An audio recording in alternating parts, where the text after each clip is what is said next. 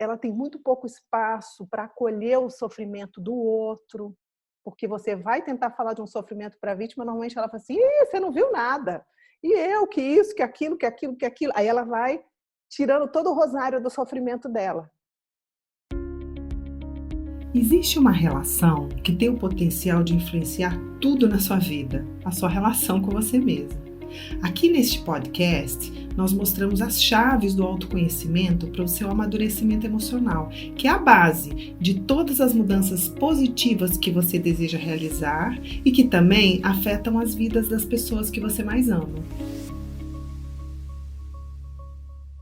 Sejam bem-vindas e bem-vindos ao podcast A Relação que Muda Tudo. Aqui a gente traz dicas e conversas sobre como um processo de amadurecimento emocional pode transformar as nossas vidas. Eu sou Marcos Rocha Eu sou a Paramita. e o tema de hoje é como resgatar a nossa força capturada pelo vitimismo. Paramita. Uhum. Eu considero que o vitimismo não seja uma propriedade só daquela vítima de carteirinha, aquela vítima coitada, sabe? Ele é uma dinâmica que acontece dentro de todo mundo, onde a gente entrega o nosso poder e a nossa autonomia sobre os nossos próprios estados emocionais para partes que a gente mesmo tem dentro, mas que são mais infantis e negativas. Então, eu queria, no podcast de hoje, destrinchar o vitimismo, porque eu considero que dar um passo além dele é fundamental para a gente resgatar a força para desenvolver independência saudável, para amadurecer na direção de poder viver mais o nosso eu verdadeiro. Eu acho que uma maneira boa da gente fazer isso é olhar para o funcionamento da vítima mesmo, dessa vítima clássica, como é que é o funcionamento dela nas relações dela, que eu chamo do teatro externo da vítima, e Uhum. comparar esse teatro externo dela com um teatro interno do vitimismo que todos nós temos dentro. Então, acho que poderia começar com você explicando como é que funciona essa vítima clássica, essa que a gente reconhece mais, aquela pessoa é uma vítima. Eu acho que eu vou começar, em poucas palavras, explicando como é que ela nasce dentro da gente, Tá, né? E aí eu vou desenvolvendo essa classicona que a gente conhece. tá. Então, só para deixar assim claro de começo, é um mecanismo de defesa. É uma maneira que a pessoa, nós, aprendemos a nos defender para conseguir atenção, para conseguir energia, para conseguir algo que a gente quer, essa parte infantil nossa quer, como você disse, do ambiente externo. Então, um dia, no local onde eu estava vivendo, eu me senti ameaçado, a pessoa que escolheu essa forma de se defender se sentiu ameaçado, talvez por pais agressivos, ou talvez por pais vítimas também, e aprendeu que é assim que era. São muitas as possibilidades, né, Marcos, que a gente sabe É, bem. é, Mas ela aprendeu que era assim, porque a criança ela está muito fragilizada ali, ela não tem defesas e ela vai aprender como que ela vai fazer. Então ela começa a perceber que se ela chora, se ela fica doentinha, se ela faz de coitadinha, os pais dão energia para ela, por exemplo. E se ela está bem, se ela está brincando, os pais não olham muito. Vamos imaginar. Então ela vai desenvolvendo isso, porque ela não tem defesas. A questão é quando nós vamos nos tornando adultos, como a gente bem sabe, e os poderes vão chegando. Então chega a minha inteligência, chega a beleza, chega a energia sexual, chegam os mais variados poderes que chegam para todos nós para fazermos uma vida adulta. Então, eu me torno uma pessoa com todos esses poderes que aquela criança não tinha e com essa tendência a esconder algumas coisas, me fazer de coitado para conseguir o que eu quero do ambiente lá fora. E aí então se forma essa vítima, essa pessoa que usa esse tipo de estratégia na maioria das vezes. Então, o que ela vai fazer normalmente? Então, ela vai usar o próprio sofrimento e a chantagem emocional para poder conseguir o que ela quer. Como você disse, ela aparentemente entrega o poder dela para o outro. Entrega para a parte infantil dela, como você diz, e a gente entrega o poder para o outro. Mas não é só assim, entreguei meu poder para o outro. Tem uma intenção atrás disso. E o outro, normalmente, então, vai receber esse tiro que a vítima dá, porque normalmente o que ela vai usar é a culpa. Ela vai falar, nossa, eu estou fazendo isso aqui tudo para você, e você, olha, você não faz para mim, olha como você me trata. Ou ela vai dizer, não, eu não tenho força, eu não estou conseguindo, faz para mim. Ela vai, então, conseguindo o que ela quer do mundo lá fora, dizendo que ela é incapaz, ou que ela está sofrida. Normalmente ela vai se sentir muito abusada pelas pessoas, porque ela tem muito boa vontade, as pessoas abusam dela. Ela tem essa tendência a ter esse sentimento de que ela está sendo abusada por todo mundo, que as pessoas usam muito da inocência dela. Ela tem muito pouco espaço para acolher o sofrimento do outro, porque você vai tentar falar de um sofrimento para a vítima, normalmente ela fala assim, você não viu nada. E eu, que isso, que aquilo, que aquilo, que aquilo. Aí ela vai tirando todo o rosário do sofrimento dela. Então, não tem muito espaço para o outro. Por isso que muitas das vezes a gente observa que muitas vezes filhos de vítima são muito guardados emocionalmente, porque ele não pode sofrer, não pode dar trabalho, porque a mãe era totalmente dentro do sofrimento. Então, ela ocupa o espaço com o sofrimento. Ela parece muito indefesa, né, Marcos? Mas a gente bem sabe que ela tem um poder enorme. A vítima tem muito poder com esse sentimento enfraquecido aparentemente dela. Eu me lembro de uma pessoa que eu acompanhei numa empresa, que ela era uma vitimona, sabe? E todas as pessoas que trabalhavam com ela, no final, fazia tudo o que ela queria. Eles falavam assim, gente, não leva esse problema para ela, não, vamos resolver entre nós, porque senão vai ser tanto drama. Faz do jeito que ela quer. Não, faz do jeito dela, é melhor. Chega num ponto que as pessoas não aguentam mais aquilo e começam a se submeter. E aí ela tem esse poder enorme sobre o outro. Agora, o ponto, acho que principal da vítima é que ela se acha muito humilde, muito coitada, né? Normalmente ela é muito simples, mas na verdade ela tem um orgulho muito grande, porque é muito difícil você ver uma vítima reconhecer um erro. Normalmente ela é vítima do erro de alguém agressivo, de alguém duro com ela, ou de alguém muito frio, ou de alguém que não ajudou. É muito raro ela dizer eu errei. É muito raro ela se responsabilizar por uma situação. Ela não consegue. Porque também muitas das vezes ela acredita nisso, que nós vamos falar um pouquinho mais para frente, né? Ela muitas das vezes ela prefere acreditar que ela não consegue mesmo. Então eu acho que uma característica forte da vítima é que as pessoas ficam muito presas a ela por culpa. Carrega uma culpa, nossa, eu falei aquilo com ela, eu fiz aquilo. Ela não deu um grito, mas ela pega o outro. Então a pessoa fica ruminando, nossa, por que eu fiz aquilo com ela? Eu não devia ter feito. Então, normalmente, filhos de vítimas, eu tinha um paciente meu que ele mudou de continente por causa da mãe vítima, mas não tinha jeito, estava sempre culpado que estava devendo alguma coisa para ela. Como pode acontecer de pessoas quererem sair de um relacionamento, mas não tem coragem, ela não vai dar conta. E aí passa a vida com ela. E mesmo num processo terapêutico, se você prestar atenção, tem que ter muito cuidado com a vítima, porque ela é muito chantagista. Então, se você mexe em algo que mostre o defeito dela, porque ela acha que ela não tem, que mostre a responsabilidade dela em algo que não está bom na vida dela, porque ela tem toda a explicação que é o outro, ela pode ficar muito mal. Ela começa a entrar nessa chantagem com o próprio terapeuta. E ela pode ter uma tendência a querer se destruir quando ela vê isso dentro dela. Quando ela vê isso dentro dela, ela quer se destruir. Então, também tem um jeito de entrar. E aí coloca na conta do terapeuta daí, né? Também. É mais um. Começa a se destruir e coloca na conta do terapeuta. Isso, por isso que tem que ser um jogo de xadrez ali. Porque ela sempre vai tentar dizer que o outro fez uma coisa muito ruim com ela, ou que não entendeu ela, ou que abusou dela, ou que alguma coisa com ela. E ela Outro fica dia nessa posição. Eu fiquei tão feliz que uma pessoa que eu atendi, eu fiz o mapa da vida com ela lá, e aí ela depois que passou um tempão, foi uma luta lascada com ela durante o processo, sabe? É muito forte. E aí, depois de um tempo, ela me mandou uma mensagem assim, falou, Marcos, queria te agradecer muito por uma pérola que você me deu. Foi quando você disse que eu era abusável. Eu falei isso para ela, fui duro. Ela falou, isso mudou a minha vida. Sim. Olha aqui. Porque ela sempre se colocava em situações de abuso. Toda a sessão ela chegava e destrinchava aquele rosário sobre as pessoas. Por que o fulano faz isso? Por que e ela tinha 1000 razões, sabe? Sim. Foi muito bom para ela entender isso.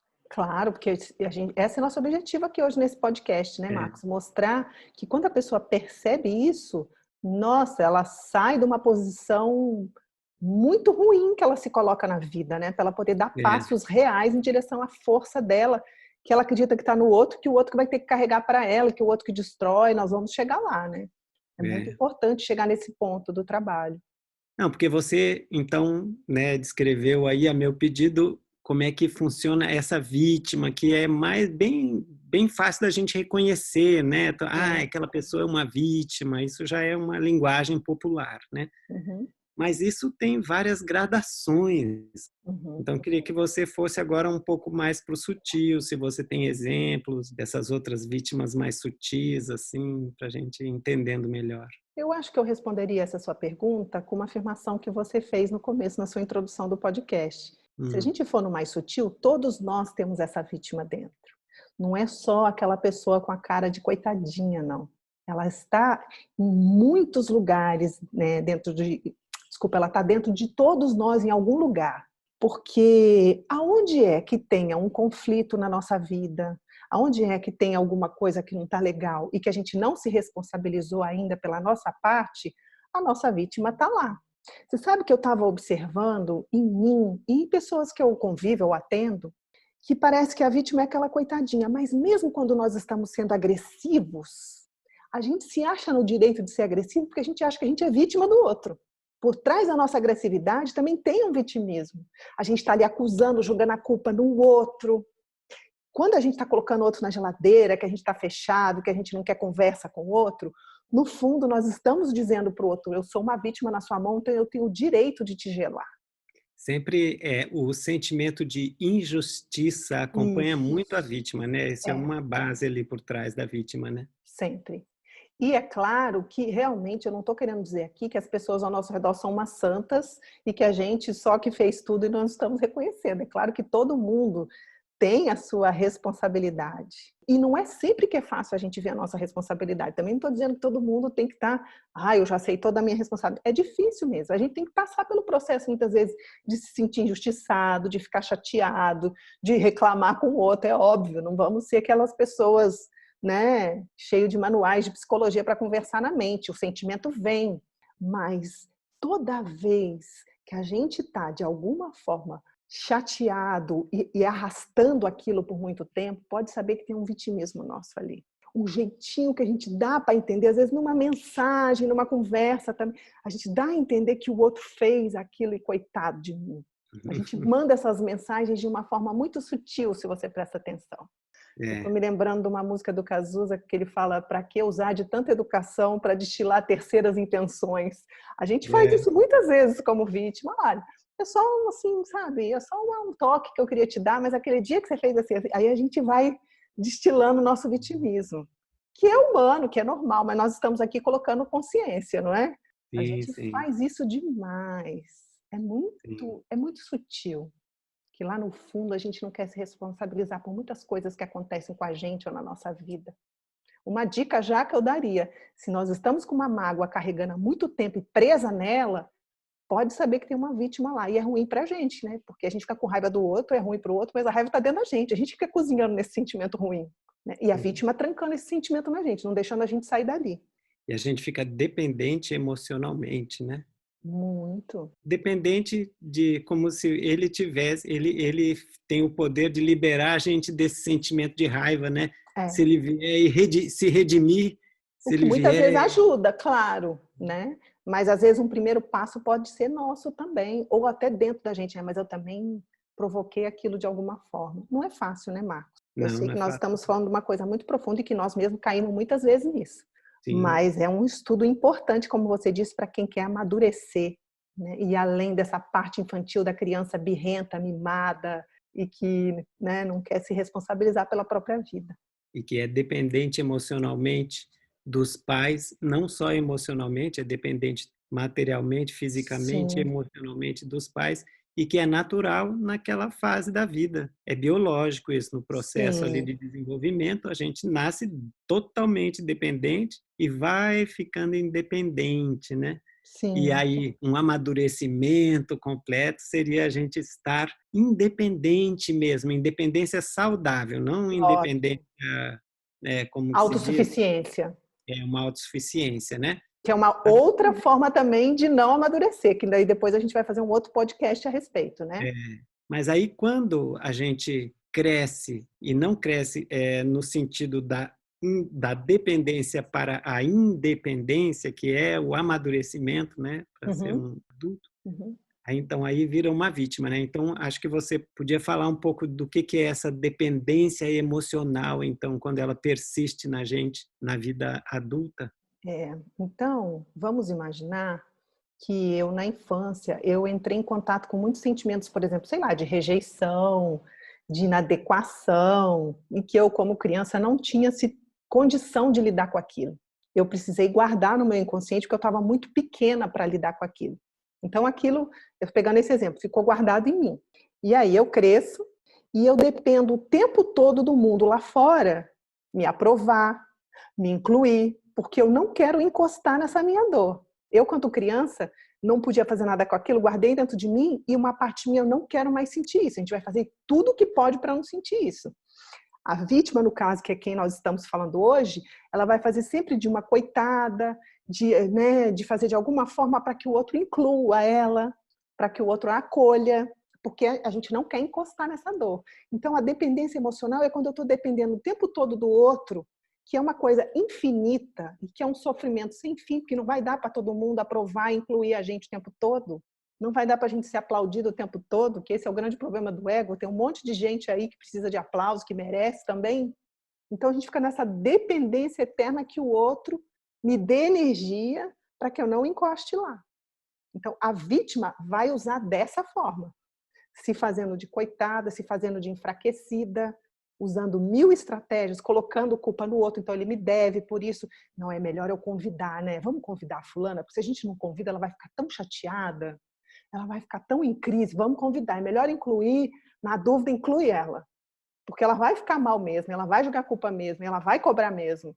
Então fica todo mundo ali cuidando, no caso da vítima, porque ela vai estar com esse tipo de estratégia para sanar a dependência emocional dela. Tem várias estratégias. Hoje estamos falando do vitimismo. Então as duas coisas estão conectadas, tá claro, Marco? Sim, sim. Então, o vitimismo está conectado com a dependência emocional, é isso que Sim. você está falando. Eu estou dizendo que o vitimismo é uma das estratégias que nós usamos para evitar a dor que faz com que a gente, então, fique dependente emocionalmente do outro. É uma estratégia. Como a autossuficiência também vai ser uma estratégia, como a agressividade vai ser uma estratégia. Hoje estamos estudando essa especificamente, que é se fazer de coitado, de abandonado ou de enfraquecido para ser incluído, ou seja lá qual for a dor da infância. Né? Se eu tive um pai que foi abusador, que era muito agressivo, aí eu vou, me caso com um homem agressivo e fico ali sofrendo do lado dele, esperando eternamente que ele me peça desculpa, que ele mude, para poder, de alguma forma, curar, achar que eu vou curar e me livrar daquela dor, porque ele vai me pedir desculpa, mas eu estou querendo uma coisa do passado. Eu me tornei dependente dele porque eu fico repetindo isso, entende? Para poder tentar me livrar. E a vítima faz dessa forma que eu estou te falando aqui. Agora, existe uma diferença, né, entre a gente se colocar enfraquecido, né, que é o jogo da vítima, e uma diferença entre isso e ser vulnerável, né? Sim, existe uma Você grande poderia diferença. esclarecer a diferença entre ser vítima e ser vulnerável? Claro. Então, acho que ser vítima já está bem claro, né? Eu vou usar de fragilidades para tirar a energia do outro com uma estratégia específica. Às vezes vou até exagerar, não vou me responsabilizar para aumentar o negócio. A outra coisa é se colocar vulnerável, é falar a verdade. Em vez de falar, nossa, coitada de mim, olha o que você fez comigo, olha, você me tratou desse jeito e agora eu estou mal. Do que eu dizer assim, poxa, eu estou me sentindo tão carente, eu estou precisando tanto da sua atenção, eu não sei nem o que fazer, mas eu preciso pelo menos te colocar isso. Eu estou me sentindo muito carente. É diferente, não é? Você não me dá, olha o que você faz. A vítima em nós é muito orgulhoso, coloca a gente muito vulnerável. A vítima, ela coloca que o erro está no outro. A vulnerabilidade admite a ferida que eu tenho. E isso faz. Sim. E por isso que chama ignorância essas estratégias. Porque normalmente, quando a gente se coloca vulnerável, a primeira coisa que a pessoa quer é se aproximar da gente. Ela vai se aproximar. E se ela não se aproximar e dizer, eu não tenho para te dar nesse momento, eu vou então lidar com isso. Então, existe uma grande diferença. Normalmente, Uhum. quando tem uma discussão que a vítima está ali acusando, acusando, acusando e se defendendo, se ela abre, ela diz assim, poxa, é verdade, o que eu quero mesmo é isso de você. Acabou a discussão. O que a pessoa vai falar? Não é? Ou, O que a pessoa vai falar? Eu posso te dar, eu não posso te dar, ok, tô te vendo. Normalmente a pessoa vai falar sobre ela também. Existe uma grande diferença. Se colocar é, vulnerável é uma coisa muito poderosa. Ao mesmo tempo, o orgulho, acredita, lá atrás, quando tudo começou, lembra? Se eu fico hum, vulnerável, meus pais vão me bater, ou meus pais vão retirar o amor, porque vai ver meu defeito. Mas, à medida que a gente vai aprofundando, a gente vai entendendo que não é bem assim, que essas estratégias que a gente criou só vai afastando o outro da gente. Tudo que a gente quer é ficar próximo, mas tudo que a gente faz é afastar com as nossas estratégias. por isso que se chama ignorância, né? Por isso Como que se você chama falou, ignorância. né? Em vez de dar um tiro de culpa e o outro ficar culpado, então tá bom, eu vou me aproximar, mas que coisa chata, eu tenho que ficar aqui porque ela tá me cobrando. Não é espontâneo do que tô entendendo. E aí a coisa, né, existe uma possibilidade de aproximação É aproximação real, né? real, e não por culpa. Não porque eu tô É. te devendo, mas é porque eu tô com muita vontade de te dar, eu tenho para compartilhar. Realmente a verdade aproxima demais, né?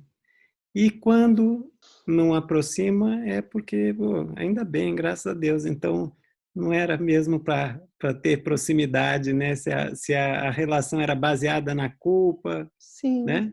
É. Aí não. Ou pode abrir uma porta para ver uma transformação. A pessoa também explica, olha, eu também tenho uma ferida de controle. Eu vivi muito controle na minha infância, por exemplo.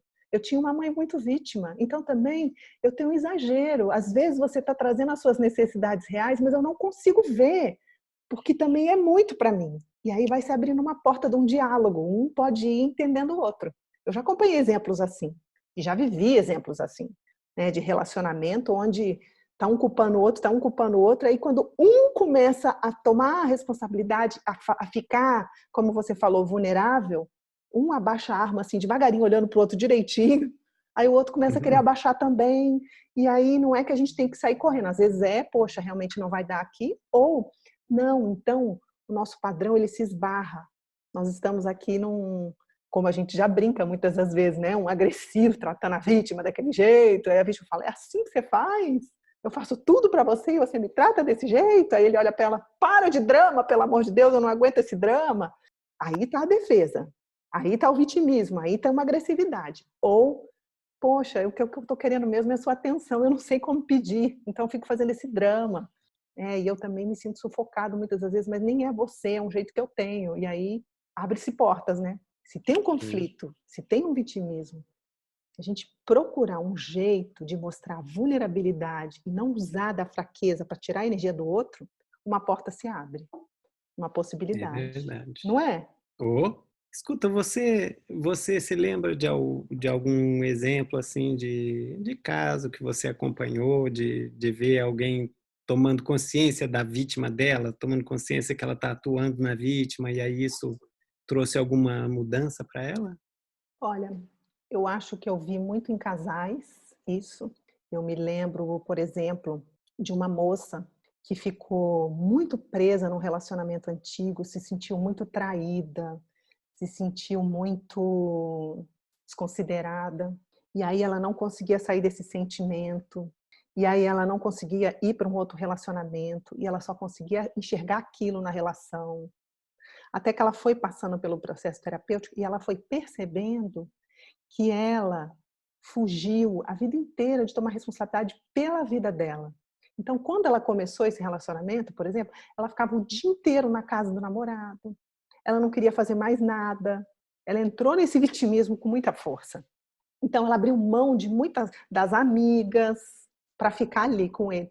É claro que ele, uma hora, se sentiu sufocado. O que ela estava fazendo dentro daquilo que a gente está explicando aqui de dependência emocional? Pegando a criança dela, interna, ferida, e jogando no colo do cara. Vai cuidar, fica aqui comigo.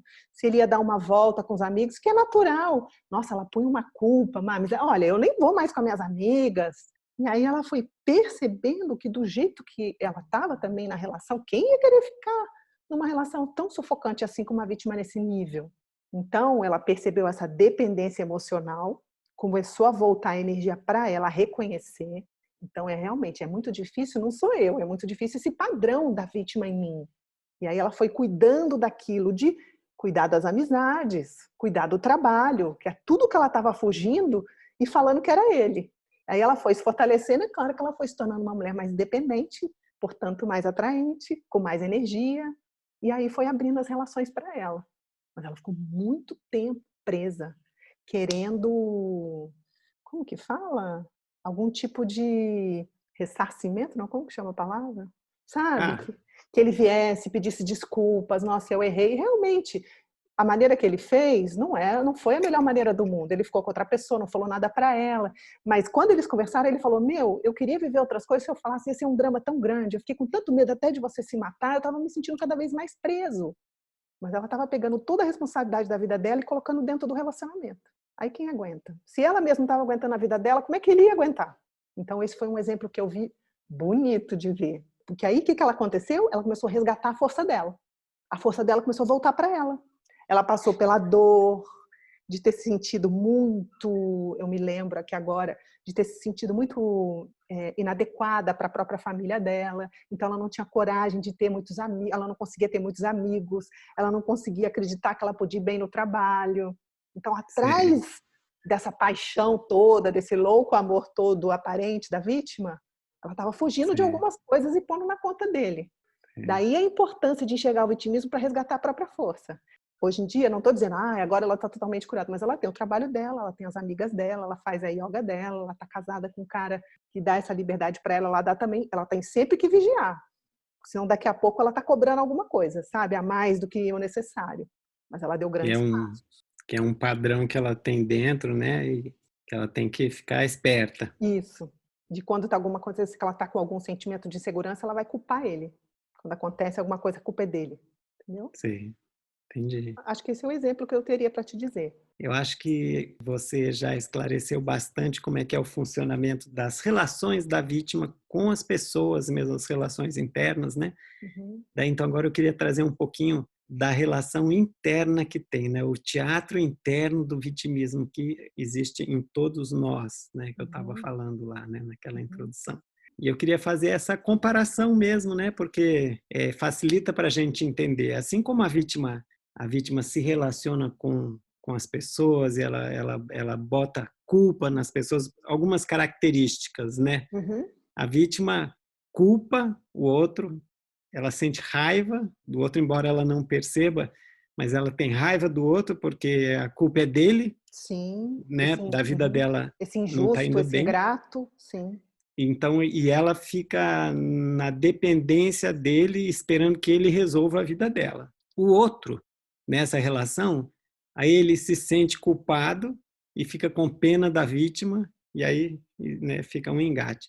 Dentro da gente, acontece muito parecido com isso, mas é entre partes que a gente tem dentro. Como se fossem várias pessoas dentro da gente, vários eus várias dentro da gente, né? Sim. Então tem uma crença, por exemplo, uma crença de eu sou incapaz. Essa é uma parte. Aí essa parte aciona uma outra parte da gente que fica com raiva da gente mesmo, né? Sim. Aí entra um auto-ódio. E às vezes você fica até com pena de si mesmo, aí já aciona uma outra parte, uma autocomiseração e baixa a energia da gente, a gente fica às vezes com a vitalidade lá embaixo. E nessa situação, uma outra parte nossa, que é quem deveria estar no comando, né?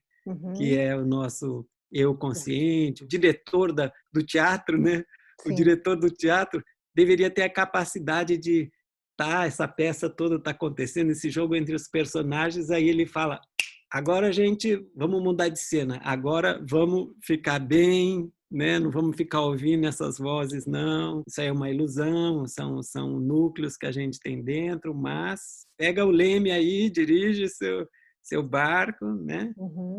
Mas não, nesse cenário que eu estava descrevendo, esse eu consciente ele é capturado, né? É Uhum. capturado, a gente acredita Nas vozes da própria nesse. vítima, né. É Então, verdade, acaba que a gente acredita, a vítima que mora dentro de nós convence ao outro e convence a nós mesmos, a gente fica se sentindo essa pessoa impotente mesmo, né. entrega o poder mesmo, fica Sim. sem autonomia sobre si mesmo, autonomia sobre os seus estados emocionais, mas a gente tem sim uma certa autonomia sobre os nossos estados. Esse trabalho que a gente faz é para a gente ficar mais consciente da gente mesmo e poder ter Uhum. mais essa autonomia, poder escolher. Então, eu estou dizendo tudo isso porque eu vivi esse processo, né? Já muitas vezes também, tá? A gente está Uhum. nesse estudo há muito tempo para poder chegar até essa capacidade de escolher o bom, escolher o positivo, escolher viver conectado com o eu verdadeiro, né? Uhum. Mas um dia desses, eu estava num buraco meu, Uhum. emocional. Então, o meu eu consciente tinha sido capturado. Até que em um momento, eu tive uma abertura de consciência em um momento que eu percebi que eu podia escolher, pá, abriu e eu vi que eu tinha essa escolha. Eu vou escolher fazer isso tudo que não tinha jeito de eu evitar, caído, mal-humorado, ou eu vou escolher fazer isso aqui, uma energia positiva, boa, e vou fazer o meu dia ser legal. Mas graças a Deus eu tive a presença de escolher. Eu falei, peraí, deixa eu fazer uma experiência, deixa eu escolher ficar no bom e vamos ver o que acontece. Cara, mudou meu dia completamente. Então, existe esse teatro que acontece dentro da gente entre essas várias partes, mas existe uma parte que, quando a gente Uhum. consegue chamar essa parte, que é o eu consciente, quando a gente consegue estar nessa presença, ela que tem o domínio, né? Acho que uma coisa que pode ajudar quem está ouvindo a gente a prestar atenção, que essa voz que está dentro, esse processo que você está dizendo que é interno, quando não tem ninguém lá fora para acusar, às vezes a gente acusa a vida. Ai, coitado de mim, que tem que fazer isso tudo, tem um monte de gente que consegue, eu não consigo. Aí a gente começa a se sentir injustiçado pelo universo, pela vida, pela situação, não é só pelas pessoas. E aí a gente vai adiando também, porque a gente tem motivos para a gente ficar aqui nesse lugar. E aí, de repente, você está dizendo, né? Presta atenção, estou falando aqui para as pessoas, pode ser que tenham essas vozes também, É, né? Que aí a gente coloca em alguma coisa do universo, menos eu. E aí, de repente, é. você viu, não, peraí, mas tem eu aqui também que posso escolher diferente. E aí foi para outro lado, né? Pois é, e aí então a gente estava falando sobre o tema como resgatar a força, né? Sim, Que foi, como é que que foi capturada pelo o vitimismo, vitimismo, né? sim. Você acha que o resgate dessa força ele passa pela escolha consciente? Eu acredito que sim, em determinada parte do processo. Eu tenho uma sensação que é um dos estágios do processo. Eu acho que o primeiro passo é compreender. Enquanto eu ficar aqui esperando que o meu marido mude, que o país mude, que o meu filho mude, ou seja lá o que se transforme para eu ser feliz, para que alguma coisa aconteça na minha vida, ou seja, né, enquanto eu ficar nesse estado de vítima de tudo, eu não vou resgatar a minha força. Não vai ter jeito. Por isso que é tão importante compreender, tem o outro, mas tem eu também, porque se sou eu que estou me colocando nessa posição, eu posso me tirar dessa posição. Porque se eu acredito que foi o outro que me pôs, então eu tenho que sentar, só me resta sentar e lamentar. Mas se eu começo a perceber que não, nossa, o vitimismo está escondendo um grande poder meu que eu estou entregando na mão do outro, desde pequeno, porque eu aprendi lá que se eu não fizesse isso, eu ia ser punido pelo meu pai, que ele me disse que eu também ia ser punido pela vida se eu não fizesse do jeito dele, porque ele era meu pai, ou porque minha mãe estava sofrendo muito e que se eu me colocasse, eu ia atrapalhar muito ela. Então eu vou compreendendo o processo e vou vendo, nossa, então eu fui criando isso para mim. Não foi só o meu marido que criou, não foi só o meu filho que criou, não foi só o meu amigo que criou a situação onde eu estou. Eu também criei, então eu posso fazer alguma coisa a respeito. E aí começam essas decisões, porque eu começo a ver que tem a ver comigo, não é só com o mundo lá fora ou com a vida ou com, como a gente já disse aqui outras vezes, a vida está do nosso lado, ela não vai ficar contra. É uma decisão interna, é uma compreensão interna de que se eu ficar numa posição que só me resta lamentar, nada vai acontecer. Então, quando a gente entra em contato com essa vítima nossa, que não quer se responsabilizar pelo que está acontecendo e deu poder na mão do outro, a gente não pega a nossa vida na mão de novo. Então, é um trabalho profundo de entrar nisso, né? De olhar onde eu não estou me responsabilizando, aí eu vou ter que olhar o meu lado, que às vezes são partes nossas que a gente tem vergonha, que a gente não quer assumir, que a gente acreditou lá atrás que seria feio, então é melhor eu ficar como coitado. Imagina o coitado sair para fora e dizer, coitado não, mas eu também fiz. Não é? É. Eu me lembro uma vez eu estava discutindo com a minha irmã e ela falou, você quer saber de uma coisa? Você foi muito egoísta. Tudo que você foi uma egoísta. Eu falei para ela, fui mesmo, eu fui egoísta. Eu fui egoísta. Ela não tinha mais o que falar comigo, é verdade. A gente tem essas partes em nós, do que eu falar, não, foi você, foi isso, foi aquilo, era verdade o que ela estava falando. E aí tem uma possibilidade de mudança. Senão, vamos ficar aqui vidas e vidas esperando a vida ser justa, não sei quem ser justo, não sei quem ser justo, e a gente não sai do lugar. É isso mesmo. Vamos nos animar por essa energia que faz assim com a gente. Ó. Ai, coitado de mim, nossa, o outro é tão grande, nossa, o outro é tão mal, nossa, o outro é tão injusto, nossa, talvez sejam, tá? Mas eu posso dar um passo aqui. O passo que me cabe, né? O passo que me cabe eu só posso dar o passo que me cabe, né? E aqueles que estão assim, né? Quando a gente se vê preso numa mágoa há muito tempo, antiga, dá uma olhada, tem alguma vítima lá e é ruim pra gente. A gente fica ali preso, criando realidades a partir daquilo, atrás de realidades. Tá bom. Você acha que por hoje está suficiente? Eu acho. E você? Eu acho também. Poderíamos falar horas, mas acho que já está bem, né, para um passo importante para nós e para quem estiver nos ouvindo, acho que já está mais que suficiente. Então, Paramita, obrigado por mais esse podcast. Obrigada a você também, Marcos. Então tá. Que a gente possa ir além das nossas vítimas. Isso. Tchau, até mais. Tchau. Até o próximo. Até.